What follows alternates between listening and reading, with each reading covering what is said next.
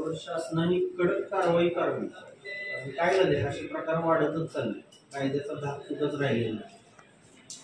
या घटना 12-13 वर्ष लहान मुलीच्या त्याच्यापेक्षा लहान मुलींवर जर अशा अत्याचार होत असतील, कायदा सुव्यवस्था पूर्ण ढासळलेली असं आमचं स्पष्ट मत आहे। या बाबतीत आपण आमच्या वतीनं आम्ही मागणी केली की त्याला लवकरात लवकर फास्ट ट्रॅक कोर्टात तो विषय घेऊन त्याच्यावर फाशीची शिक्षा व्हावी आणि जर का यदा कदाचित त्याला उद्या जामीन झाला किंवा कायद्यातनं तो त्रुटीतनं सुटला तर त्याला शिवप्रतिष्ठानची तोरण योग्य पद्धतीने शिवाजी महाराजांच्या मागे चौरंग केल्याशिवाय राहणार नाही अशी आमची स्पष्ट आणि त्यात आम्ही निवेदनात पण दिलेली आहे। ज्या पद्धतीनं या लहान मुलींवर महिलांवर अत्याचाराचे प्रमाण वाढत चालले त्याला कडक कायदे शासनानं करावे अशी आमची नम्र विनंती आहे। गेली अनेक वर्ष हा बलात्कारासारखा कायदा जर जामीन पात्र गुन्हा असेल तर कायदा सुव्यवस्था कुठल्या थराला गेली त्याचं एक उदाहरण आहे।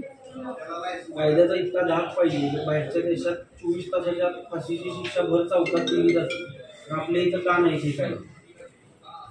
या बाबतीत आपण पुढे आमच्या ज्या व्यथा आहेत शासनापर्यंत पोहोचवावे आणि लवकरात लवकर त्या मुलाला फाशी होईल याची व्यवस्था